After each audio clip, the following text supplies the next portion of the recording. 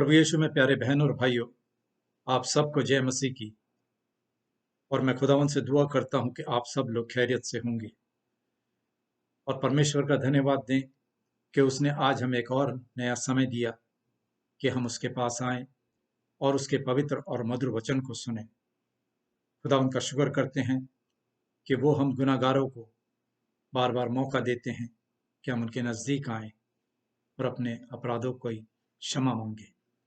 तो आइए आज की स्टडी शुरू करने से पहले हम प्रभु यीशु मसीह के आगे अपने सर को प्रार्थना के लिए झुकाएं। धन्यवाद देते हैं परमेश्वर आपका, और आपके पास आते हैं हमारे उद्धारकर्ता खुदा यीशु मसीह के जरिए। प्रभु जी, आपका शुक्र अदा करते हैं कि आपने हमको एक नई जिंदगी का दान दिया, एक नया समय दिया खुदावन, कि हम आपका शुक्र अदा करें। तमाम बरकतें, तमाम आशीषें, तमाम नेमतें खुदावंद आपकी तरफ से मिलती हैं, और तमाम बरकतें खुदावंद आप अपने लोगों को देते हैं जो अपनी जिंदगियों में आपको पहला स्थान देते हैं। खुदावंद, आपसे विनती है कि आपका अनुग्रह, आपका फजल, आपका रहम, आपका ग्रेस हमारे लिए काफ़ी है। आप हम सबके विश्वास को मजबूत करें, हमें अपनी हिफाजत में रखें खुदावंद, और अकल का दान दें ताकि हम आपके कलाम को, आपके वचन को भली बातें समझ कर दूसरों को बताने के काबिल बन सके।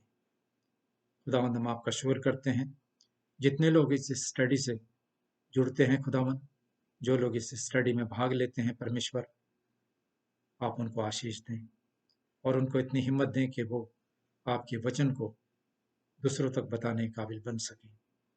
तमाम जहान में जहाँ कहीं भी आपके लोग हैं खुदावंद, उन सब के लिए दुआ करते हैं कि आप उनको अपनी हिफाजत में रखें।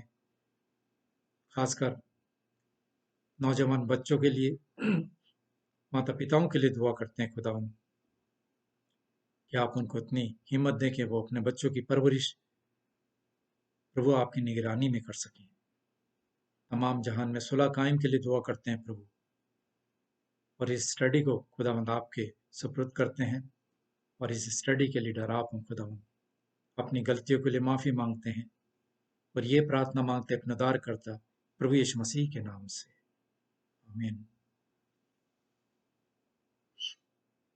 बहनों और भाइयों, आप सबको जय मसीह की। और आज की स्टडी शुरू करने से पहले मैं आपको बता दूं कि पिछले हफ्ते हमने 5वीं आज्ञा पर अपना ध्यान केंद्रित किया था, फोकस किया था, और जिसमें हमने सीखा था कि माता पिता का आदर करना। और आज इसी आज्ञा को हम आगे बढ़ाते हुए इसमें और भी विस्तार से सुनेंगे, डिटेल्स में सुनेंगे। इससे पहले कि हम आज की स्टडी में आगे बढ़ें, जो मैंने आप पवित्र बाइबल में से वचन लिया है, वो लिया है कुलुसियों के नाम पौलुस प्रेरित की पत्री, उसका 3रा अध्याय और उसकी 20 आयत। Bible reading is taken from Paul letter to Colossians chapter 3 verse 20।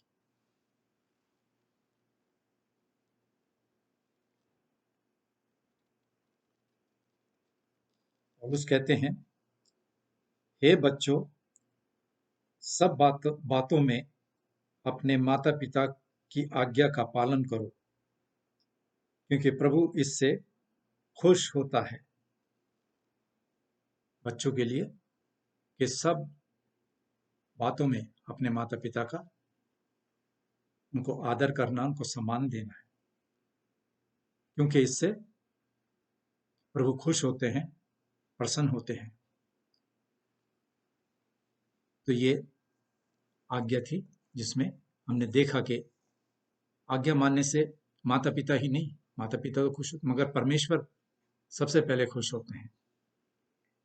तो आइए हम आज की अपनी स्टडी को शुरू करते हैं। पिछले हफ्ते हमने परमेश्वर की दी गई 5वीं आज्ञा सुनी, और इस आज्ञा में हमने सीखा था कि माता पिता का आदर करना। और ये आज्ञा हमें सिखाती है कि हमें उनका आदर और सम्मान करना है।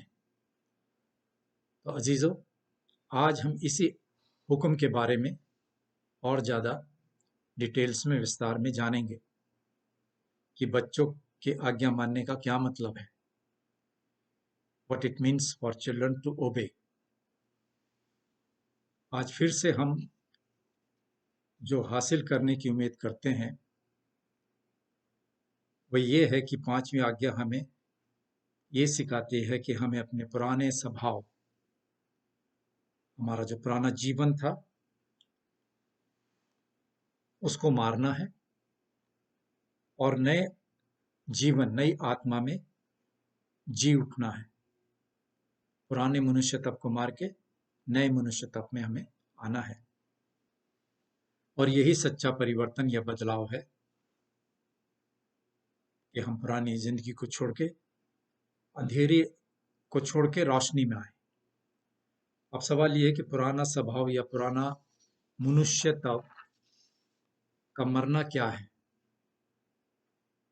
इसका उत्तर है कि हमें दिल से, अपने दिलों में गहरा दुख को महसूस करना, अनुभव करना है और ये मानना है कि हमने अपने पापों से परमेश्वर को दुख दिया है, उसको क्रोध दिलाया है, गुस्सा दिलाया। अपने अपराधों को हमें मानना है, उनको स्वीकार करना है और उन पापों से, यानी अपने पुराने स्वभाव से, हमें उनको छोड़कर उनसे नफरत करनी है और उनसे दूर रहना है, दूर भागना है। अगर हम रोमियो की पत्री देखें, जिसमें पौलुस 8वें बाब की 13 आयत में पौलुस प्रेरित कहते हैं, क्योंकि अगर तुम शरीर के अनुसार दिन काटोगे तो मरोगे। यदि तुम शरीर के अनुसार दिन काटोगे तो मरोगे, और अगर आत्मा से देह के कामों के को मारोगे तो जीवित रहोगे। तो हमें जो देह, हमारे जो शरीर के गलत काम है, उनको मारना है और आत्मा को जीवित रखना है, आत्मा को आगे बढ़ाना है। तो कहते हैं, अगर तुम आत्मा से देह के कामों को मारोगे तो जीवित रहोगे। नए मनुष्यत्व या नई आत्मा के जीवन में उठना क्या है, यह आज हमारा सवाल है कि नया जिंदगी में और नई आत्मा के जीवन में उठना क्या है।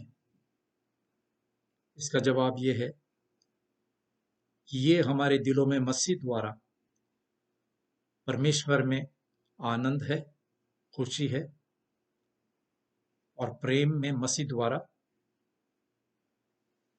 सभी अच्छे कामों में परमेश्वर की इच्छा के अनुसार, उसकी मर्जी के अनुसार जीवन जीना। मैं इसको एक बार फिर रिपीट करता हूं कि नए मनुष्यत्व या नई आत्मा के जीवन में उठने का क्या मतलब है। इसका जवाब यह है कि ये हमारे दिलों में मसीह द्वारा परमेश्वर में आनंद है और प्रेम और खुशी से सभी अच्छे कामों में परमेश्वर की इच्छा के अनुसार हमें अपनी जिंदगी को जीना है। पौलुस कहते हैं, क्योंकि अब जो मसीह यीशु में हैं, उन पर दंड की आज्ञा नहीं है, सजा की आज्ञा नहीं है, सजा का हुक्म नहीं है, क्योंकि वे शरीर के अनुसार नहीं वरन आत्मा के अनुसार चलते हैं। क्योंकि शरीर पर मन लगाना तो परमेश्वर से बैर रखना है। रोमियो की कलीसिया को पौलुस 6 बाब की 11 आयत में कहते हैं, ऐसे ही तुम भी अपने आप को पाप के लिए तो मरा, परंतु परमेश्वर के लिए मसीह यीशु में जीवित समझो। अजीजों, ये शक्ति सिर्फ प्रभु यीशु मसीह में विश्वास करने से होती है। हम अपने आप में नहीं कुछ कर सकते, क्योंकि ये शक्ति सिर्फ खुदावंद यीशु मसीह में ईमान लाने से होती है, जो हमारे पापों के लिए सलीब पर मर गए और हमें नया जीवन देने के लिए फिर से जीवित हो गए, फिर से जिंदा हो गए। इसलिए आज हम सुनेंगे कि पांचवी आज्ञा हम पर कैसे लागू होती है, खासकर से बच्चों को अपने माता पिता का आदर करना, उनका सम्मान करने के एरियाज में है, उनके क्षेत्र में है। ये बात उनसे ताल्लुक रखती है। यह आज्ञा एक वचन यानी एक प्रॉमिस के साथ है। याद रखिए कि ये आज्ञा सिर्फ ये आज्ञा है जिसके साथ परमेश्वर ने एक वायदा किया, एक प्रॉमिस किया है कि जिससे जो देश तेरा परमेश्वर यहोवा तुझे देता है उसमें तू बहुत दिन तक रहने पाए। पौलुस प्रेरित भी इफिसियों की पत्री में उसके 6 बाब की अगर आप 1 से 3 आयत पढ़ें तो उसमें वो कहते हैं कि हे बच्चों, प्रभु में अपने माता पिता के आज्ञाकारी बनो, क्योंकि ये उचित है, ये जरूरी है अपनी माता और अपने पिता का आदर कर। और ये पहली आज्ञा है जिसके साथ एक प्रॉमिस है, एक प्रतिज्ञा है। पौलुस भी इस बात को बताते हैं इफिसियों के खत में। ये पहली आज्ञा है जिसके साथ एक प्रॉमिस है, एक प्रतिज्ञा है कि तेरा भला हो और तू धरती पर बहुत दिन जीवित रहे। तो 10 आज्ञा जो परमेश्वर ने दी हैं, ये 5वीं आज्ञा है सिर्फ जिसमें एक प्रॉमिस है, और वो प्रॉमिस है कि तेरा भला हो और तू धरती पर बहुत दिन तक जिंदा रहे। तो हम इस बात को हमेशा याद रखना है। 5वीं आज्ञा में हम परमेश्वर की आज्ञा सुनते हैं कि हमें माता पिता का आदर करना है। खासकर मसीह बच्चों के लिए मैं प्रार्थना करता हूं कि वो अपने पेरेंट्स की रिस्पेक्ट करें, अपने एल्डर्स की रिस्पेक्ट करें, अपने टीचर्स की रिस्पेक्ट करें, अपनी अथॉरिटी की रिस्पेक्ट करें।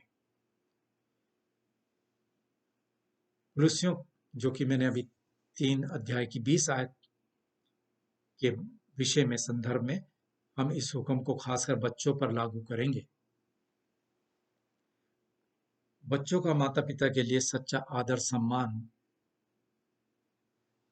ये इस बात को दिखाता है। पहला, अगर हम नाफरमानी या कि अगर उनकी हुक्मदुली करेंगे या आज्ञा नहीं मानना, और दूसरा पूरे दिल से उनकी आज्ञा का पालन करना। 2 बातें हैं, या तो हम बच्चे आज्ञा पालन नहीं करेंगे, हुक्मदुली करेंगे, और या पूरे दिल से अपने पेरेंट्स की आज्ञा का पालन करेंगे। तो पहला हम देखेंगे कि आज्ञा ना मानने से या आज्ञा को टालने से हमारा मतलब बात के समय से नहीं है या देर से नहीं है, बल्कि तुरंत। पवित्र बाइबल इस शब्द को प्रयोग करती है कुलुस्सियों के पत्री में उसके 3 बाब की 9 आयत में, कि हम इसमें देखते हैं और पढ़ते हैं, क्योंकि तुमने पुराने मनुष्य तब को उसके कामों समेत उतार डाला है, by putting off all disobedience। क्योंकि तुमने पुराने मनुष्य तब को जो वो स्वभाव था उसको हमने उतार दिया है, और 10 आयत में हम देखते हैं और नए मनुष्य तब को पहन लिया है। 9वीं आयत में हम पढ़ते हैं, क्योंकि तुमने लिखा बताते हैं कि तुमने पुराने मनुष्य तब को उसके कामों समेत उतार डाला है, और 10वीं आयत बताती है और नए मनुष्य तब को पहन लिया है। पवित्र शास्त्र हमें बताने के लिए एक उदाहरण से एक वस्त्र का, एक कपड़ों का, कि जिस तरह से हम गंदे कपड़े उतार कर साफ कपड़े पहनते हैं, या हम जब अच्छी तरह से नहा लेते हैं तो हम साफ हो जाते हैं। तो उसके बाद हमें पुराने कपड़े नहीं, गंदे कपड़े नहीं, बल्कि नए कपड़े पहनते हैं या धुले हुए कपड़े पहनते हैं। तो ये एक उदाहरण दिया है कि पुराने मनुष्य पुरानी जिंदगी को छोड़कर नई जिंदगी में आना, अंधेरे से निकलकर रोशनी में आना। हमें अपने पुराने स्वभाव के मरने और नए जीवन की ओर बढ़ने का इसमें वर्णन दिया गया है, इसमें बताया गया। इसी आयत में हमने पढ़ा कि हे बच्चों, कुलसियों की 3 बाब की 20 आयत में, कि हे बच्चों, सब बातों में अपने माता पिता की आज्ञा का पालन करो, क्योंकि प्रभु इससे खुश होते हैं। इसका मतलब है कि सभी अवज्ञा यानी कि डिसोबीडियंस को दूर करना। परमेश्वर माता पिता को अपने बच्चों में आज्ञा मानने की इच्छा पैदा करने के लिए कहते हैं। एक ऐसी इच्छा जो केवल प्रभु यीशु ही दे सकते हैं। इस इच्छा, इस डिजायर के लिए माता पिता को अपने बच्चों के लिए प्रार्थना करनी चाहिए। हमें हर वक्त परमेश्वर से, जिस तरह से अय्यूब अपने बच्चों के लिए प्रार्थना किया करता था और उनके लिए रोजाना खुदा उनसे दुआ करता था, उनकी हिफाजत के लिए, उनको शैतान से दूर रखने के लिए, इस तरह से मसीह माता पिताओं को भी चाहिए कि वो अपने बच्चों के लिए प्रार्थना करें, उनके लिए दुआ करें। सबसे पहले परमेश्वर अनुशासन यानी डिसिप्लिन का इस्तेमाल करते हैं। परमेश्वर हमारे उस बेटे या बेटी के लिए जब वे परमेश्वर की आज्ञा नहीं मानते, ताकि उन्हें ठीक रास्ते पर लाया जा सके, उन्हें ठीक किया जा सके। डिसिप्लिन कभी कभी बड़ा हमें उसको मानते नहीं है, हमें बुरा लगता है, मगर अनुशासन, डिसिप्लिन एक प्यार करने वाली चीज है। अगर हम नीति वचन प्रोवर्ब्स देखें तो हमें बहुत से उदाहरण, बहुत से एग्जाम्पल्स मिलेंगे बच्चों के लिए। नीति वचन उसके पहले बाब की 8 आयत में लिखा है कि हे मेरे बेटे, अपने माता पिता की शिक्षा पर कान लगा और अपनी माता की शिक्षा को ना छोड़ना तज। नीति वचन 3 बाब की 11 और 12 आयत में यह आयत हमें बताती है और लिखा, हे मेरे पुत्र, यहोवा परमेश्वर की शिक्षा से मुंह न मोड़ना, और जब वो तुझे डांटे तब तू बुरा ना मानना, क्योंकि यहोवा परमेश्वर जिससे प्रेम रखता है उसको डांटता है, जैसे कि बाप उस बेटे को जिससे वो ज्यादा चाहता है, अधिक प्यार करता है।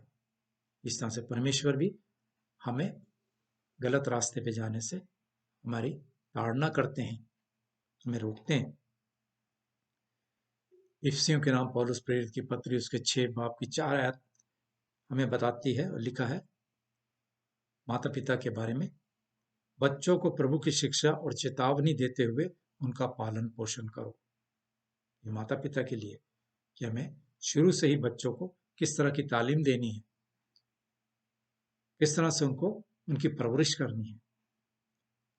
उदाहरण के लिए एग्जाम्पल्स मैं आपको बताता हूँ। रोजाना प्रभु का वचन बच्चों के साथ पढ़े, हम शुरू से उनके साथ बैठकर परमेश्वर का वचन यानी पवित्र बाइबल उनके साथ पढ़नी चाहिए, उनको बताना चाहिए प्रभु यीशु मसीह के बारे में, पवित्र वचन के बारे में। उनके साथ हमें रोजाना सुबह शाम प्रार्थना करनी है और उन्हें हर संडे चर्च में परमेश्वर की इबादत के लिए लाना चाहिए। रोजमर्रा की बातचीत में और सभी चीजों के बारे में एक मसीह समझ पैदा करनी है। ये माँ बाप का फर्ज है बच्चों के लिए। अजीजों, बच्चों को डिसिप्लिन में ना करना एक अच्छी बात नहीं है। जिस तरह से एक पेड़, जब हम पौधा लगाते हैं, अगर उसको हम ऐसे ही छोड़ दें तो वो टेढ़ा निकलेगा। अगर हम उसका पालन पोषण करें और उसको में एक स्टिक बांधे ताकि वो पेड़ या वो पौधा सीधा जाए, तो इस तरह से बच्चों का पालन पोषण हमें डिसिप्लिन के दायरे में करना है, उनको बताना है। पवित्र बाइबल में एक और उदाहरण हम देखते हैं कि उस बाप ने अपने बच्चों को डिसिप्लिन में नहीं रखा तो क्या उसका अंजाम हुआ। अगर आपके पास समय हो तो आप मेहरबानी से पहला सैमुएल पढ़ें, उसका 3 अध्याय। तो आपको एली जो पुरोहित था उसके बेटों के बारे में पता लगेगा। और इस आयत में 13 आयत में 3 बाब की 13 आयत में हम पढ़ते हैं कि एली के घराने का न्याय करने का एक कारण ये भी है कि एली ने अपने बेटों को नहीं रोका गलत काम से। मेहरबानी से आप इस पहले सैमुएल को पढ़िएगा तो आपको एली के और उसके बेटों के बारे में पता चलेगा कि एली ने अपने बच्चों को डिसिप्लिन में नहीं रखा और उसका अंजाम यह हुआ कि उसके बेटे बिगड़ते गए। पहला सैमुएल 3 बाब, अगर आपके पास समय लगे तो इसको पढ़िएगा। नीति वचन, प्रोवर्ब्स, मैं बार बार कहता हूं कि वो पढ़िएगा, उसमें शिक्षाओं के बारे में बताया गया है। उसके 13 बाब की 24 आयत हमें बताती है, जो बेटे पर छड़ी नहीं चलाता वो उसका बैरी है, परंतु जो उससे प्रेम रखता है वह यत्न से उसको शिक्षा देता है। तो हमें अपने बच्चों को डांटना भी है, कभी कभी छड़ी का भी इस्तेमाल करना है, क्योंकि जिससे हम मोहब्बत रखते हैं उसी को डांट सकते हैं। बच्चों को ही डांट सकते हैं, अपने पड़ोस के बच्चे को नहीं। अगर अपने बच्चे को तालीम दे सकते हैं, पहले अच्छी शिक्षा दे सकते हैं। नीति वचन 23 बाब की 13 आयत अगर हम देखें तो वो यहाँ पे हम पढ़ते हैं, बच्चों को ताड़ना यानी उसको सुधारना ना छोड़े। बच्चों को डिसिप्लिन में हमेशा रखें, ये नहीं कि उन पर अत्याचार करें, मगर उनको बड़ी हलीमी से हर एक अच्छी बात उनको बतानी है। माता पिता को अपने बच्चों को अनुशासित करना है, उनको अनुशासित करना चाहिए। ये उनका ड्यूटी है, उनका कर्तव्य है कि अपने बच्चों के साथ एक जिम्मेदार तरीके से व्यवहार करें उसके साथ। दूसरा, परमेश्वर माता पिता के उदाहरण का इस्तेमाल करते हैं ये दिखाने के लिए कि हमें अधिकारियों यानी अथॉरिटी के प्रति आज्ञाकारी होना है, अपने टीचर्स के प्रति, अपने जहाँ हम काम करते हैं, जैसे मैंने पिछले हफ्ता बताया, और अपने देश के प्रति, अपनी गवर्नमेंट के प्रति वफादार होना, उनके अधिकारियों की हमें इज्जत करनी है। बहनों और भाइयों, हम अपने बच्चों को हर बातों में अपने माता पिता की आज्ञा पालन करने सिखाते हैं और सिखाना चाहिए। ये इसलिए नहीं कि ये सबसे पहले माता पिता को अच्छा लगता है, परंतु कोलोसियों की पत्री 3 बाब की आयत में, जैसे हमने आपके सामने स्टडी शुरू होने से पहले पढ़ी, उसमें ये आज्ञा बताती है क्योंकि प्रभु इससे खुश होते हैं। अगर परमेश्वर खुश होंगे तो माता पिता खुश होंगे। वे जब बच्चे अपने पेरेंट्स की आज्ञाओं को मानते हैं तो सबसे पहले परमेश्वर इस बात से खुश होते हैं, और ये हमारा मकसद होना चाहिए, और साथ साथ बच्चों का भी। और यहाँ हम अपने दूसरे पॉइंट पर आते हैं कि माता पिता के लिए सच्चा सम्मान और आदर हमें क्या सिखाता है। दूसरे पॉइंट में हम आते हैं कि पूरे दिल से आज्ञाकारिता, पूरे दिल से आज्ञा मानना, होल हार्टेड ओबीडियंस। बच्चों को अपने माता पिता में उस आज्ञाकारिता, उस ओबीडियंस को देखना चाहिए जब वे चर्च जाते हैं या अपने काम पूरे दिल से करते हैं। ये बच्चे ऑब्जर्व करना चाहिए बच्चों को कि हमारे पेरेंट्स क्या कर रहे हैं। आज्ञा मानने का मकसद डरना नहीं या डराना नहीं होना चाहिए। हमें बच्चों पर ये नहीं कि डर से हमारे बच्चे हमारी इज्जत करें, नहीं। इससे बच्चे छिप जाते हैं या भाग जाते हैं, और जब वे गलती करते हैं तो वो उसको मानते नहीं है, उसको कबूल नहीं करते, क्योंकि वो डरते हैं। तो ऐसा डर पेरेंट्स को नहीं पैदा करना चाहिए। अजीजों, ये परमेश्वर के रास्ते में के बिल्कुल उल्टा है, विपरीत है। जब आदम ने परमेश्वर की आज्ञा नहीं मानी, जब वो वाटिका में था अदन की, और जब यहोवा परमेश्वर ने उसको पुकारा और पुकार कर आदम से पूछा, तू कहाँ है? तो प्रभु यीशु में सच्चा प्रेम डर को दूर करता है। आदम डर गया था, और जब हम प्रभु यीशु से प्रेम करते हैं तो सच्चा प्रेम जो है वो हमारे डर को दूर करता है। मसीह माता पिता चाहते हैं, प्रार्थना करते हैं कि प्रभु के साथ अपने बच्चों के संबंधों में प्रेम, विश्वास और खुले कायम का रिश्ता कायम हो।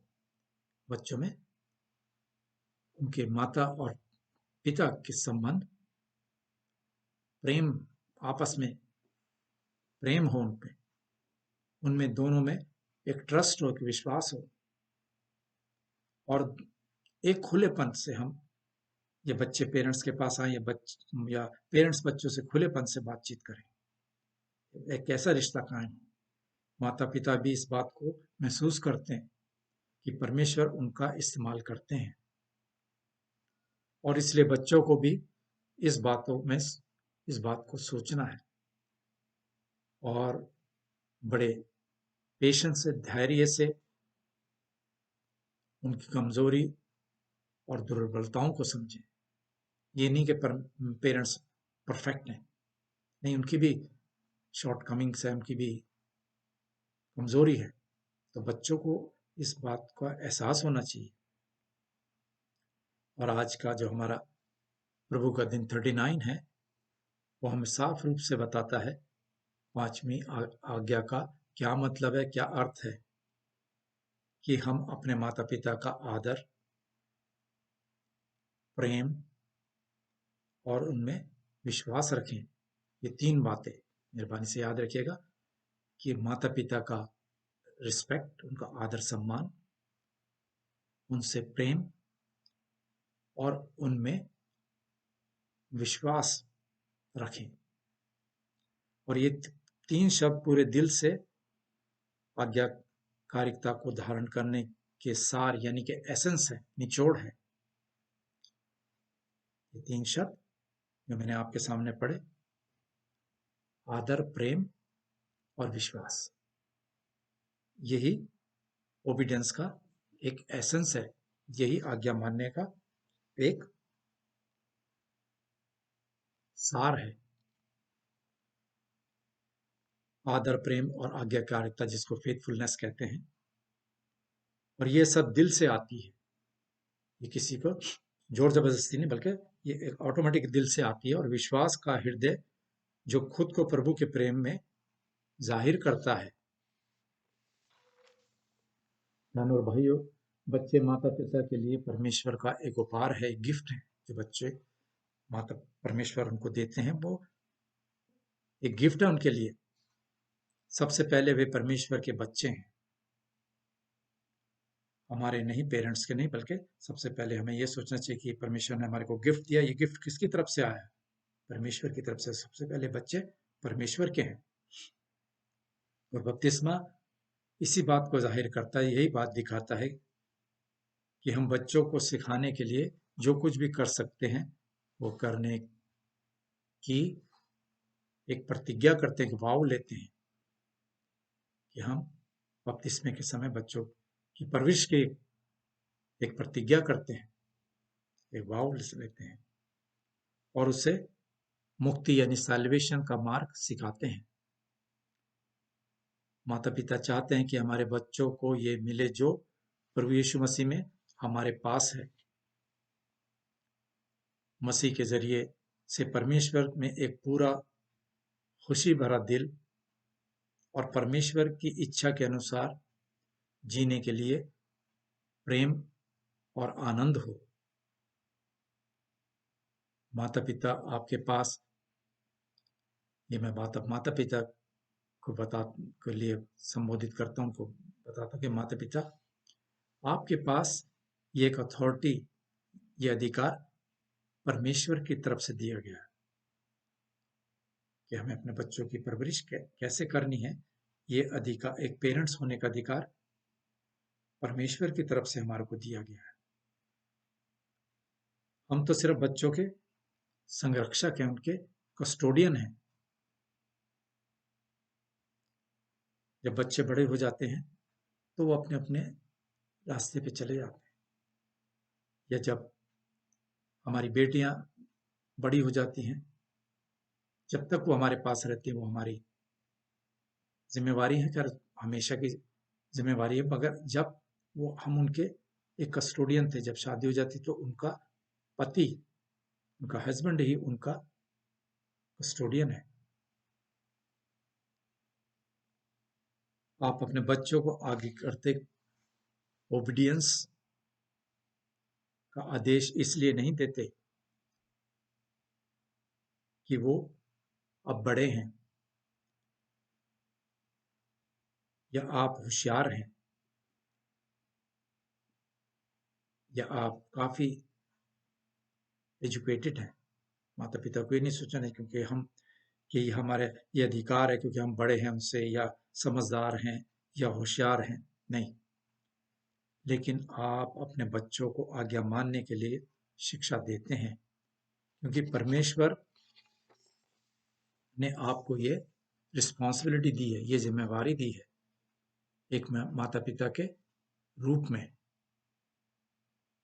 इसलिए अजीजों, एक माता पिता के रूप में परमेश्वर ने हमें विश्वास योग्य होने के लिए बुलाया गया है, वफादार होने के लिए। वफादार होने का मतलब है हमें अपने बच्चों को अनुशासित करना, उनको डिसिप्लिन में रखना, उन्हें सही रास्ते पर चलने के लिए तैयार करना। वफादार होने का मतलब है कि हमारे बच्चे अपने माता पिता की आज्ञा का पालन करें, उनकी इज्जत करें, अपने से बड़ों छोटे का सम्मान करें और अपने अधिकारियों को, जो हमारे पर अथॉरिटी है, या बच्चे जहाँ पढ़ते हैं वो टीचर्स की रिस्पेक्ट, उनको इज्जत दें। माता पिता के रूप में हमारी असफलताएं, यानी कि हमारे फेलियर्स बहुत हैं।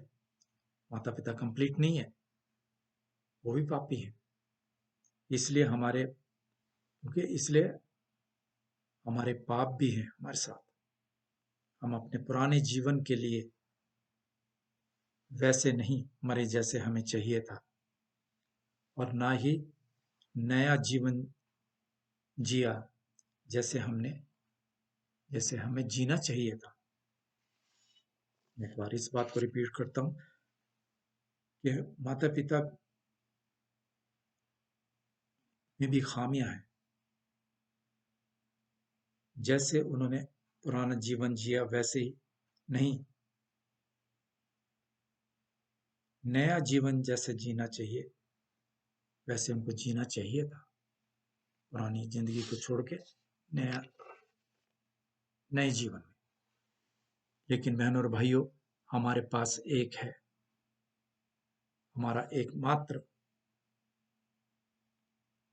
उम्मीद, हमारी एक आखिरी उम्मीद है, जिसने हमारी जगह एक परफेक्ट, एक सिद्ध जीवन जिया, एक परफेक्ट लाइफ जिए, और हमारी जगह पर उन सभी के लिए एक सिद्ध मृत्यु मर गए, एक परफेक्ट डेथ। जो अपने पापों से पश्चाताप करते हैं, हमारी जगह कौन थे? जो हमने पाप किए वो प्रभु यीशु मसीह ने अपने पर लिए। प्रभु यीशु मसीह ने एक परफेक्ट जीवन जिया हमारे पापों के पश्चाताप के लिए। प्रभु यीशु पर भरोसा रखें। और जैसा कि कुलुसियों के खत में पौलुस बताते हैं, इसके पहले बाब की 7 आयत में, कि हमको उसमें यानी प्रभु यीशु मसीह में उसके लहू के द्वारा छुटकारा यानी अपराधों की माफी और उस अनुग्रह के धन के अनुसार मिला है। मेरे पाप खुदावंद यीशु मसीह ने अपने ऊपर लिए। जो सजाएं हमें मिलनी चाहिए थी वो खुदावंद यीशु मसीह ने उठाई और हमारे को हमारे गुनाहों से माफी दिलाई। इसलिए अब हमें परमेश्वर के प्रति अपना आभार जाहिर करना चाहिए। इसलिए बच्चों को चाहिए कि सब बातों में अपने माता पिता की आज्ञा का पालन करें, क्योंकि प्रभु इससे खुश होते हैं। तो आज की जो 5वीं आज्ञा हमने देखी, वो बच्चों को पूरी तरह से मसीह तालीम के बारे में थी। पेरेंट्स को किस तरह से बच्चों के साथ डील करना, उसके बारे में हमने देखा। और एक प्रेम से परमेश्वर के निगरानी में अपने बच्चों की परवरिश करें, परमेश्वर से प्रार्थना करके, क्योंकि माता पिता भी पापी हैं, माता पिता परफेक्ट नहीं है। मगर जब हम परमेश्वर से उसके नजदीक आके उससे अकल का दान मांगे और ये सोचें कि ये बच्चे परमेश्वर का गिफ्ट है हमारे लिए, प्रभु से कहें कि प्रभु सबसे पहले आप इनके पिता हैं, तभी एक हमारे बच्चे और हम सब प्रभु यीशु मसीह की निगरानी में अपने जीवन को जिएंगे। और जब जब हमारा जीवन अच्छा होगा तो दूसरे जो प्रभु यीशु मसीह में अभी तक नहीं आए लोग, वो हमारे अच्छे व्यवहार से, हमारी अच्छी बातचीत से, एक दूसरे के रिस्पेक्ट से वो जानेंगे कि ये उस परमेश्वर जो कि एक जिंदा परमेश्वर प्रभु यीशु मसीह के बेटे या बेटी हैं। खुदावंद हमको तौफीक दें कि हम इस जिम्मेवारी को प्रभु के निगरानी में पूरा करें। मैं आपसे उम्मीद करता हूं कि आप सब लोग आने वाले सप्ताह में ठीक ठाक रहें, परमेश्वर के वचन को पढ़ें, प्रभु से प्रार्थना करें और उसके छत्रछाया में अपने जीवन को जिए। आमीन।